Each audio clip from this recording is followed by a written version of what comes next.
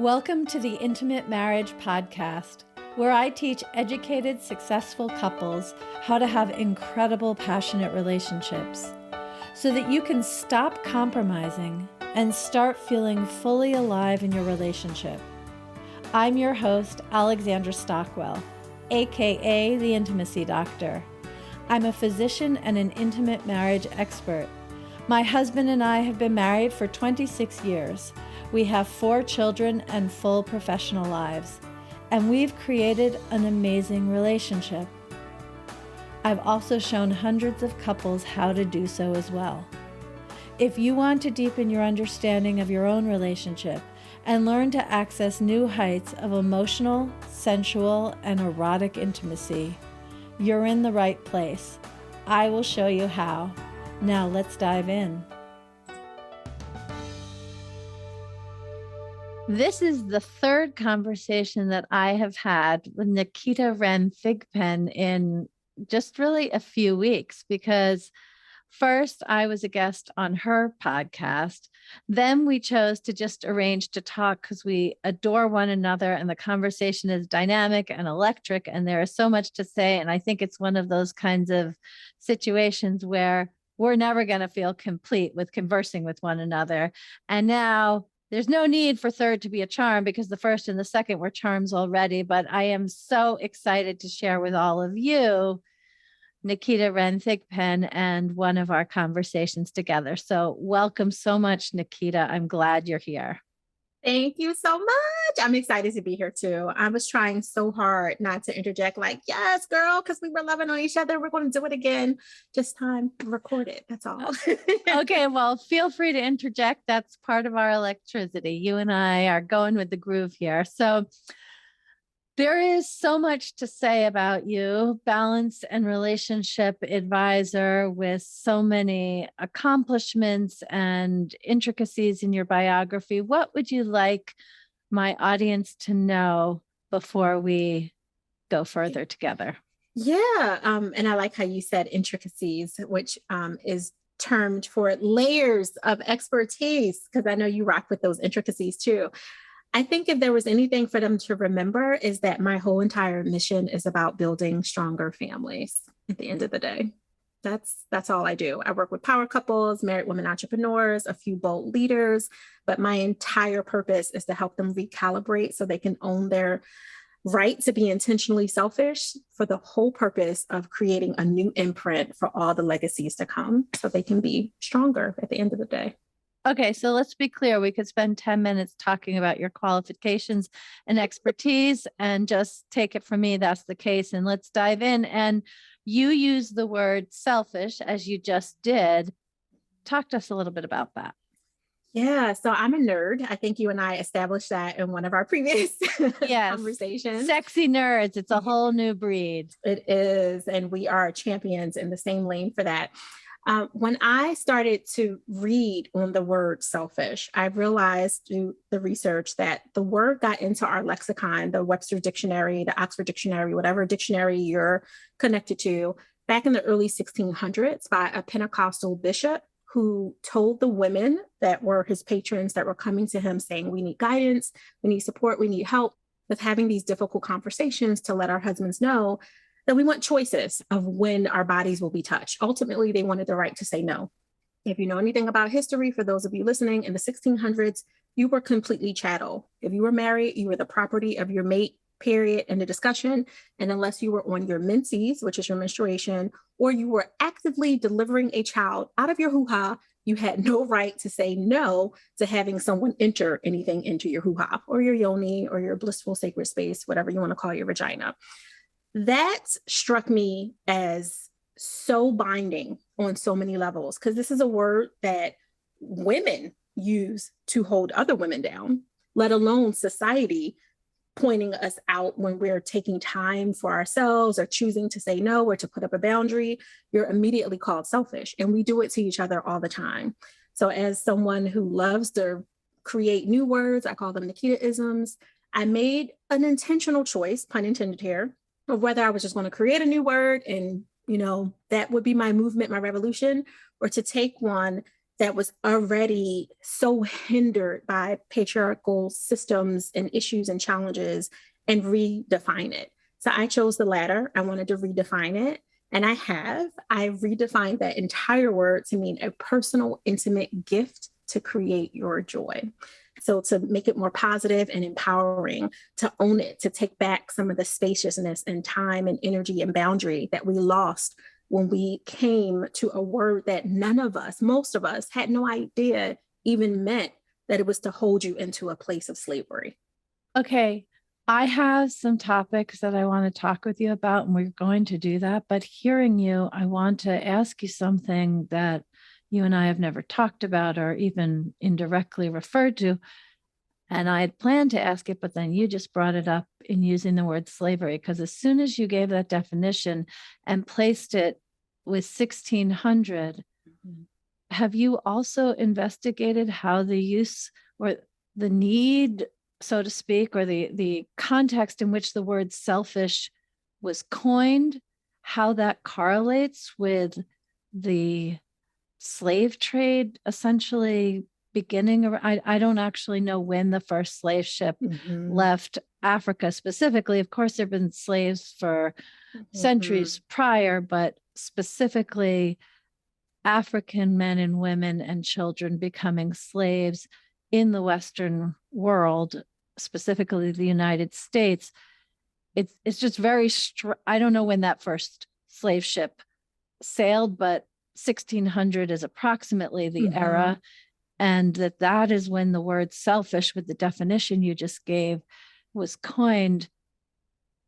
I observe that, and that does not feel like a coincidence. I don't believe in coincidences either. I actually haven't. Now that you said that, you're like, this might be a new dissertation for me. It's definitely something I'm going to look into deeper.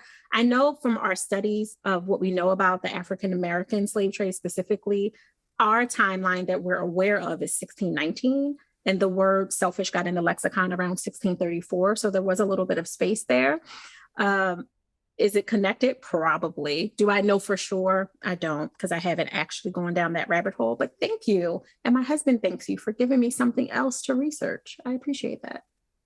Yeah, well, it's also very striking for me that you're talking about selfish as a term used for all women. But then the meaning, I'm saying this as a 53-year-old white woman in America, the meaning I connect more with the African-American experience in our country than I do with the woman in general's experience in our country. And so since all I have are observations, emotions, and open-mindedness, but not much data, I think we'll just leave that there as a question hanging between us. But it does pave the way for my question about balance. You speak about the importance of balance in relationships, and I'd love to know, why actually does balance matter? I mean, when I've got a project going, the last thing I want is balance. I want to go with my creative juices, work long hours, feel the adrenaline, the gratification, the creativity, the turn on. Like, this has nothing to do with whether or not I'm feeling sexy. It's just balance is really not the value that comes to mind in those moments. So will you talk to us about why that is so core in what you offer? Yeah, definitely. And I love that you're being so honest about when you're in that win and growth zone, when, the candle is lit at both ends, that it feels so good in that space that you're in when your head is down and you're just in the flow of all of it. Those moments are totally okay, but they should not be the rule every day, every hour, right? From being the intimacy doctor and doing all the amazing work that you're doing with couples, that if you do that, if you don't know when to pause, to slow down so you can make space for you to recharge and fuel up, you're not giving your lover any of the good stuff. You're giving the lazy stuff. Now, I don't know for anyone who's listened to this, if you ever had lazy sex, There's nothing fun about that. There's not a lot of orgasms that come from that, right? When you're exhausted, there's not much that you can enjoy, even if you are willing to quote unquote go through the motions. So you have to make sure that there's space there. And for me, the definition of balance, or work-life balance specifically, is making sure that you're willing to admit the truth of what you really want over the B's, T over B, over creating boundaries that help you achieve that truth as your reality. So if you are a human that's moving in a space of, I want it all. I want the career, I want the family, whatever the family, definition is for you. I want the business, the empire, to be a philanthropist. I want all these things. Well, if that's your truth, you have to put some boundaries in place so you can achieve that.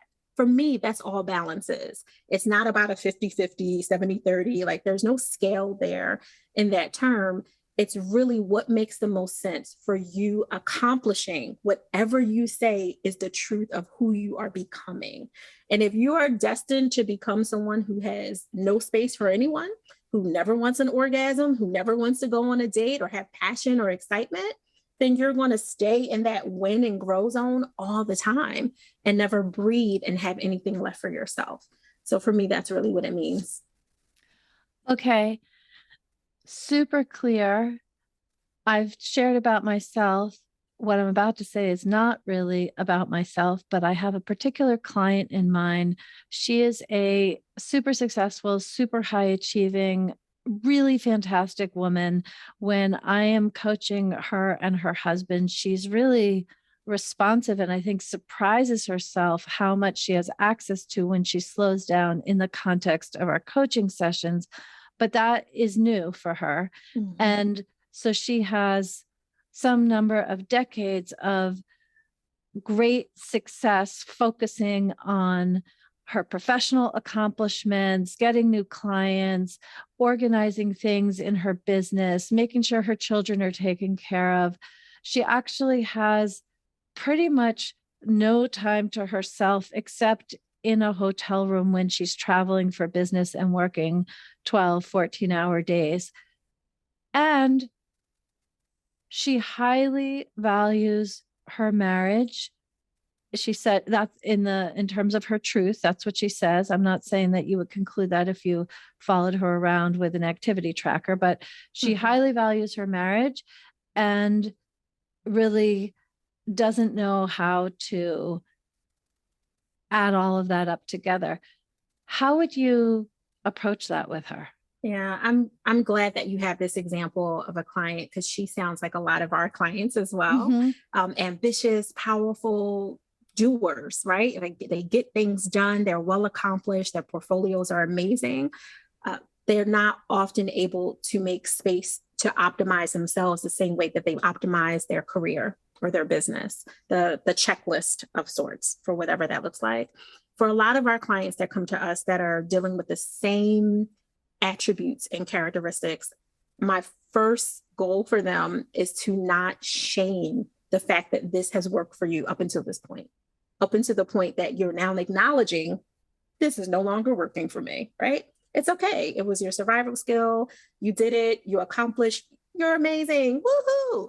Now to go to the next level, to be more amazing, if she's willing to recognize it, you and I both know that's the very first step in anything is awareness. And then the second is she has to let go of her version of what success is. If that version is actually what she's saying, I feel disconnected from it. It has worked for me, but something is wrong with this. Maybe she's in a new life cycle. Maybe she's no longer 30 something and has all this energy. Maybe she's 40 something and menopause is kicking in and estrogen is lowering. And, there's some changes to her internal rhythm, as well as maybe whatever's going on with her externally that's making her see the world different. Is to not shame yourself, but to be kind enough to say, thank you, former self. Now I need to make room for, as Michelle Obama would say, who I am becoming and where, right? And where I'm going in that. And once you're able to do that, you can look at the emotions that are attached to it. Was it guilt? of not making a certain amount by a certain age, so you still feel connected to the number. Not necessarily saying that your client is driven by money, because I know there's a lot of people who are not driven by money, but money was the easiest milestone marker for them, or a certain amount of property, or certain number of clients, those kind of things. They had these numerical markers that they held themselves to. And it used to feed them when they were young, but now they're like, ugh, I feel like it's a job to just continue to do whatever that version of myself is, instead of being in a space of bliss where I get to be spontaneous. Oh my God. Oh, an ambitious woman who's spontaneous, like that's never heard of, right? Because we planned everything so we can get all the things in on one day, even though we're not fully present to enjoy them all, because we're already 5 paces ahead. You and I think we're talking about this offline, just the various accomplishments that you don't necessarily have space within yourself to even celebrate, like reflect and celebrate. You just had 5 clients tell you something amazing. So what, you're looking forward to 100 this year. Those 5 did something amazing. That one did something amazing. And to slow down and appreciate that so you can attract more of that energy is absolutely what you want, especially when you're in another space of understanding that you don't have to make all the things happen. You just have to allow it in. So for your client specifically, who's trying to make more space for herself, I think the first step, besides acknowledging it, which she clearly is doing through the work with you, is to look at what emotion is anchoring her to this rigorous way of being. So then you can do the work to cut it, to cut that emotion, to let it go. Anger, resentment, guilt, shame, rage, whatever it is that has been propelling her forward, that worked to a certain point, but just isn't anymore. Okay, amazing. And I imagine it takes a little more time to have enough insight to realize which emotion is actually driving it. But what you said some time ago seems like something that would be really accessible to such an ambitious woman, which is that we're not talking about becoming less successful. We're just talking about evolving our definition of success. Yes, 1,000%. Can I please put you on a poster board for that? I mean, seriously, it really is owning your right to redefine. I mean, why not? People made up all the words that are in our lexicon that we use now, and we abide by them. Why can't you make up your own definition of what success looks like for you and your family, with a dog, cat, a bird, and a frog, right? Like, you don't have to look like someone else. Everyone's saying you got to keep up with the Joneses. Who are the Joneses, and are they even happy? Right? Like, are they really happy people that right? We the Joneses are keeping up with the other Joneses. Exactly. Or trying to. Right? Running in this, what is that little animal that goes the in hamster the wheel? Thank you. The hamster wheel. I'm just not interested in the hamster wheel. And all of my clients feel the same. They're just not always sure how to get off. The same as I'm sure your clients are successful, powerful people that are just ready to optimize in a different way than they've already been doing.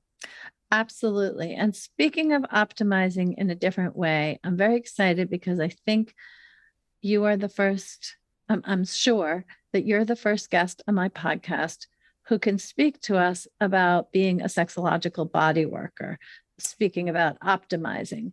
But before I go into that, I just want to say that I am in a large group, like a few thousand, actually more than a few, but anyway, many thousands of female physicians are in this Facebook group, and different issues come up. And in the context of commenting on someone's post, I recommended that they work with a sexological body worker, which I live in California, and sexological body workers are licensed and legal. And so I don't think they're broadly known, but they're more broadly known than in other parts of the country. And so it was really fascinating to me to see all of these female physicians, including OBGYNs, family doctors, and others who were unfamiliar with sexological bodywork. So since I know that some of those women listen to this podcast, as well as many others, I am excited for you to both give an introduction to sexological bodywork,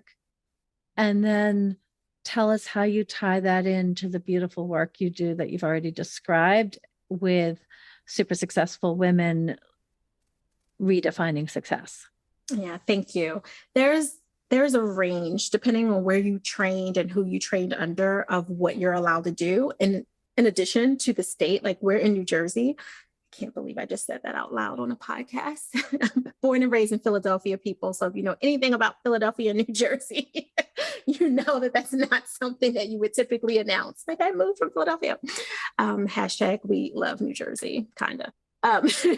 So it's also not accepted here as something that you can do locally, where you're able to not only help people process the emotional challenges or intimacy blocks that they might be having that's impacting their physical ability to engage in any form of sex, because that's not necessarily just penetration.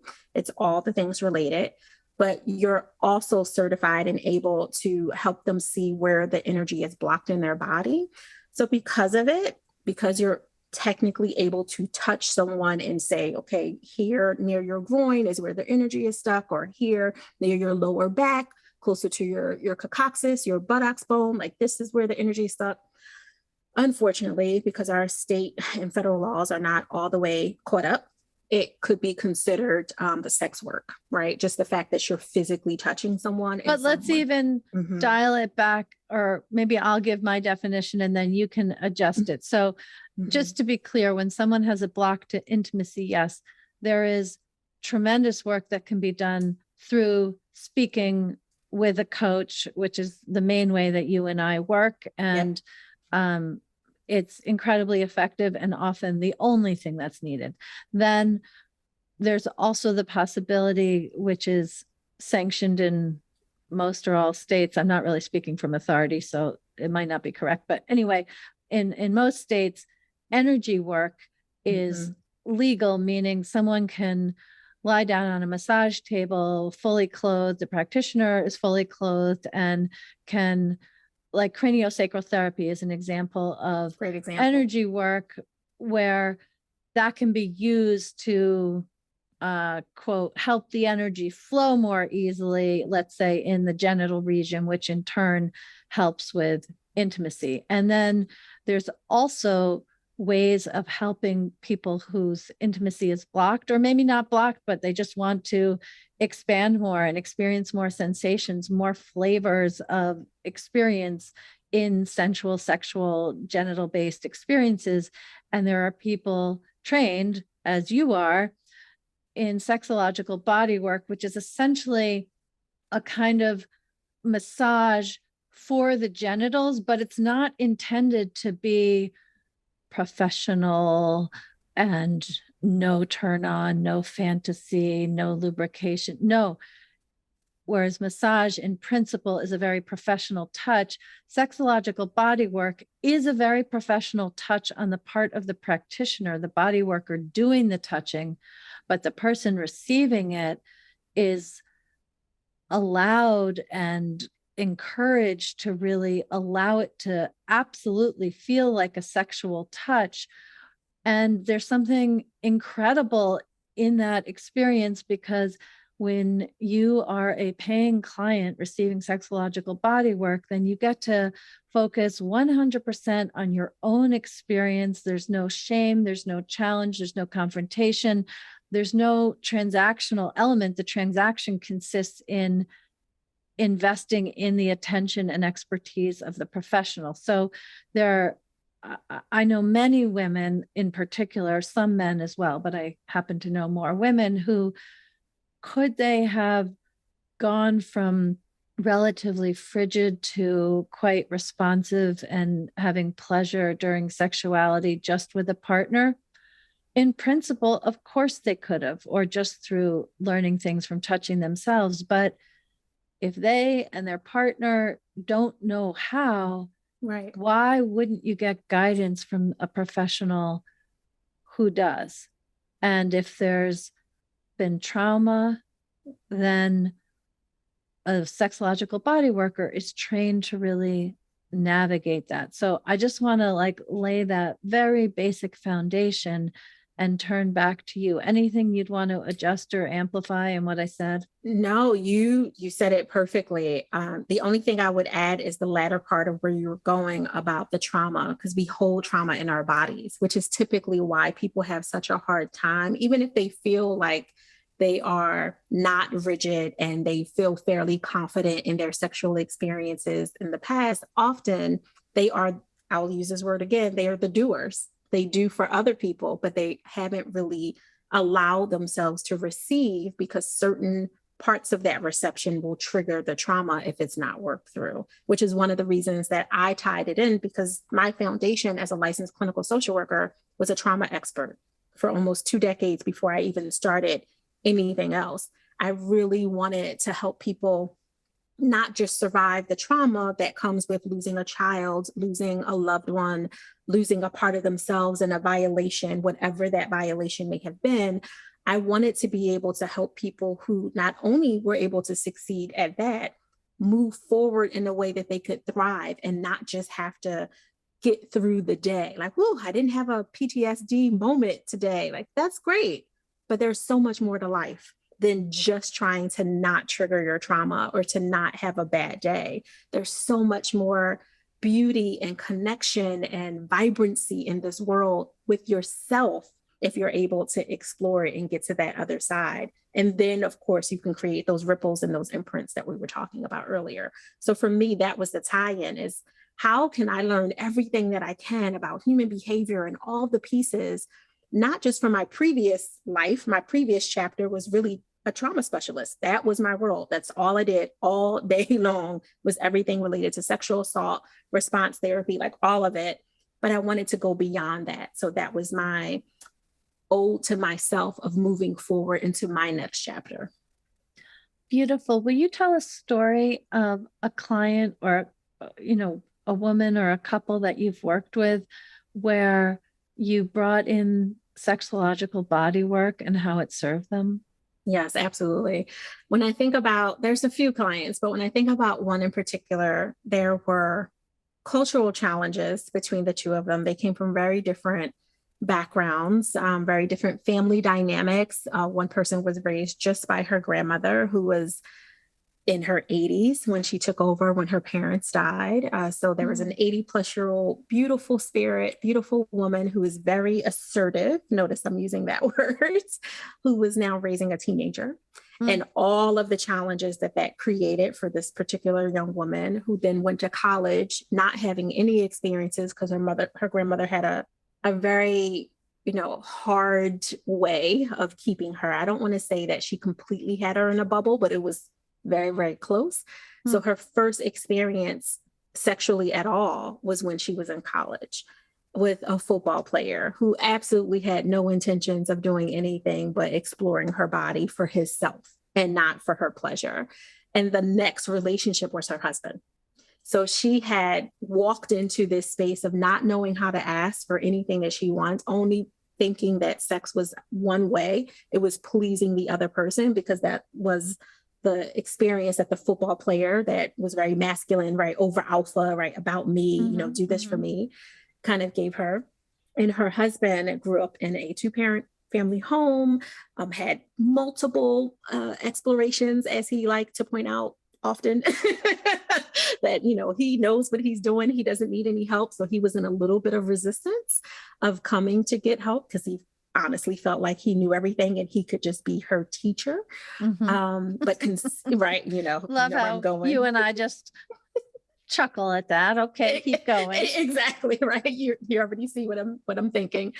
And there was all those dynamics and challenges that, for those of you listening, I'm sure you can imagine when you have a loving person who feels like you are theirs to teach and pour into, but don't feel like you have anything to give to them. So they're closed from the receiving standpoint. He really only signed up because he thought it would make her happy. It would make her better. And this was before I got much more specific about both parties having to come to the process ready and willing. I was just excited to work with couples, period, right? Like in the earlier part of my time. And they were local enough where we could actually physically get together and do some of the work. The challenge was really him more than it was her, because as much as he kept touting to us, and I'm trying to be careful with my words here, how he was experienced and he knew all the things and he didn't have any blocks and he was fine, he actually had a lot of trauma in his belly and in his chest area from being physically violated in his boarding school, things he had never discussed with his wife, because most men, and I'm sure many of you that are listening have people in your family that you can relate this to, they feel it's a sign of weakness to admit that even if you were a child, something happening to you when you were innocent and completely unable to defend yourself in any way, that it somehow is shameful that you quote unquote allowed, which of course he did not, but that was his interpretation of it. So he had a lot of issues in his chest and his belly that would make him project his ego even more, even into his safe space, which was his wife. So we had to do a lot of work with him to really get him to breathe into that and exhale what was happening. A lot of people don't want to talk about the trauma. You don't always have to talk about the trauma, but in his case, he had shut it up so far in him that it was coming out as near aggression in any conversation that made him feel somewhat vulnerable. It took him back to a place where he was violated. The wife actually being privy to the work, because we worked together, and knowing that, she was able to have a space of compassion for her open up that was closing because she was feeling bullied in their relationship from all the touting that was going on whenever she would just ask for some help or say, no, I really want the light off. And he would just, oh, you're not confident. I need you to step into it. That's not sexy to me. He was shaming her for her trying to figure out a way of how to ask for what she wanted, which she just wasn't empowered to do, quite frankly. So a lot of our work was way more verbal, speaking, talking through, processing. I use a lot of woo, which I know a lot of people don't like, but I'm a spiritual being and I'm very aware of that. So I will bring it in, as well as my clinical tools, my coaching tools, and any other tenets that are necessary to get to the root of the issue. But we had to do a lot of inner child healing with him specifically, as well as her, because what was coming up for her in her body was this fear that she wasn't enough for her lover, which happened to be her husband. She just thought, no matter what I do, it's not going to be good enough. I can't possibly compare to his 20+-ish escapades that he was touting that he had, when she had only had the one not so great experience. So that was one of my prouder moments of being able to physically get in and to be able to touch and help and move through. It's also one of the stories that I can gladly say the couple is thriving today. They were having trouble with infertility. Not saying that I was some kind of magic queen, but I'm still waiting for one of their kids to have my middle name. That's all I'm going to say about that. Okay. So what a beautiful, inspiring story, and points to so many relevant things. In fact, we're not going to go down this rabbit hole, but I've really enjoyed considering recently, with all of the emphasis on narcissism, and it's a personality disorder, but it really is also, not always, but often, a trauma response. And we just have way less tolerance because the harm caused from that trauma response is so severe. But as a trauma response, it's not fundamentally different than the self-esteem, self-doubt, sense of inadequacy that she had, your client. But I want to, this is how the conversation between you and me go. There's about 50 conversations that we've just planted the seeds for, but I do want to just return to sexological bodywork, because it sounds like what you're describing is really finding the trauma in the body that would be activated in the context of sexual interactions. And the trauma in his case was in his belly and his chest. And you didn't say where hers was, but it's not important in this moment. And that's fantastic. And I just want to say that I'm also very familiar with sexological body work, which includes the practitioner having gloves on, various lubes on hand, and the client lies down with no clothes on or just a bra, or, you know, depending on what they're comfortable with. It's a profound experience based in consent, but I just don't want to dilute that it can involve the practitioner's hand in any orifice. We'll just leave it at Absolutely. that. And that isn't what you described with these clients. And that's also important to know, that sexological body work is not always this super sexy adventure. It's whatever you need to have more access to your wholeness and sensuality. And that might be trauma caught in the chest or belly, and that might be learning to relax while having sensations in your genitals. Absolutely. I'm so glad that you mentioned that for so many reasons, because people, which is probably also why it's not legal in all the states, is people over sexualize the experience by thinking that both parties, both the practitioner and the patient, are just like, you know, having some kind of physical interaction fest of all the things. I can honestly say I have never been turned on in doing any of the work that I do, because I'm coming from a space of, let me hold this space as sacred for your growth, for your breaking free of whatever it is you need to break free from. Now, when you tell me about all the amazing things that happen after I help break you free, oh, I'm completely turned on. What? Like, this is amazing. And I make sure that I go and celebrate that with myself and or my forever lover, right? But in the space, the sacredness of helping someone or someone's get through whatever it is, because sometimes you don't even know until you're in position to do the work. You definitely don't want, and I say this for those that are thinking about potentially coming into the practice, you don't want to assume that this is just all play. There's a lot of play to it, especially for the individual and or couples that you're working with.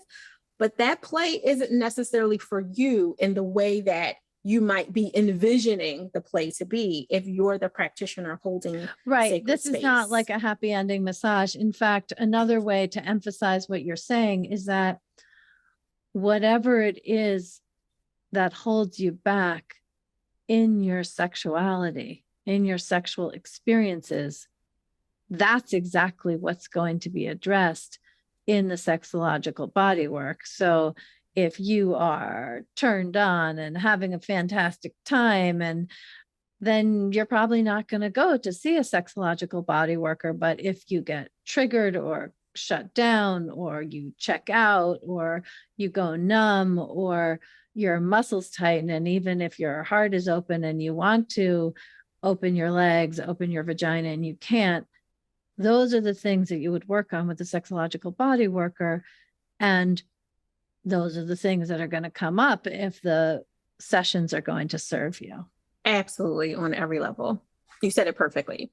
That's rare for me not to have words. So this is a good one. Thank you. Okay, good. Well, and when I'm interviewing, I rarely say even an iota of what I've just said, but I'm so grateful to use this opportunity to get to know you, get to know your vibe and all of your beautiful stories and inspiration. And in that context, provide education about sexological body work, because my guess is that 96% of those of you listening probably didn't know what we've just shared. So I'm glad for you to be educated, whether or not that's something you would want to pursue at this time. And if it is, you can look at links in the show notes.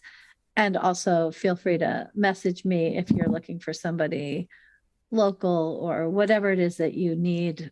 I'm not going to go further about that right now, but I would love to ask you, Naketa, who's the woman who should be listening to this and reach out to you? And what do you want to offer? Yeah, I would say so. I only specifically work with married women entrepreneurs. The way I define married as you're in a monogamous relationship, that's my exclusionary criteria because that's where my expertise is. And that's who I feel like I work best with them and their forever lover, whoever their lover may be. But the woman is always an entrepreneur or an entrepreneurial spirit. So I do have, engineers, lawyers, people who don't tend to define themselves as entrepreneurs, but clearly work very similarly to how an entrepreneur has to work in terms of mindset, tenaciousness, open-mindedness, relationship building, networking, all the things and all the challenges that come with that. A lot of our couples are entrepreneurial couples. So they're both typically in the same mindset space, if not the same position itself. The couple I'm thinking about in particular that are Peruvian. The husband was an engineer previously, started his own consulting firm. The woman was an analytical creative. She worked as a teacher, but had her PhD in philosophy and environmental engineering, but didn't use it because they had kids. And she decided to, put some things on the shelf, then started working with her husband in the business. And that created a lot of interesting dynamics for play for us, curiosity, adventure, making time in the midst of all the busy that they didn't know how to turn down so they could enjoy life and not just constantly doing business. So thank you for asking that question. I would say the married woman entrepreneur who's in a good relationship, it is healthy. It checks all the boxes in terms of safety, fulfillment. We're building our portfolios together, whatever that looks like. You are not knocking on the door of divorce. However, you see that there's space to optimize your marriage. You want to take it from good to great, preferably to blissful. Those are our people. Okay, fantastic. And we'll have contact information in the show notes. Would you like to share your website or something? Absolutely. I would go to thigpro.com, and I'm sure the technical spelling of that will be in the show notes, and look forward to, we have a masterclass coming up depending on the time of this release called the Joy Map Method, because we love to activate joy and see if it makes sense for it to go further into the alignment work that we do together. Okay, fantastic. One last question. So every time you speak about your business, you talk about we. Mm-hmm. Mm-hmm. Who is it besides you? Yeah. So top level, my husband and I are co-founders, co-owners. He's a shareholder who does not work in the business, as he likes to remind me whenever I'm bringing him in the business challenges. He works on the business. He directs all of our graphics, all of our design, all of our creative, how we express ourselves outwards. And then we have a small team of people who also help us, whether they're success architects in some of our women incubators, or my daughter doing an internship with us and monitoring all of the social media down to our virtual assistants. Yeah. Okay. Well, I love that the work that you're doing fundamentally is generated by you and your husband together. That's really beautiful. And Naketa, thank you as always for the pleasure of a conversation with you. I appreciate you so much. Thank you for joining me on this episode of the Intimate Marriage Podcast. If you're ready to deepen your relationship and create a truly intimate, delicious, and vibrant marriage, head over to alexandrastockwell.com and choose the program that's right for you.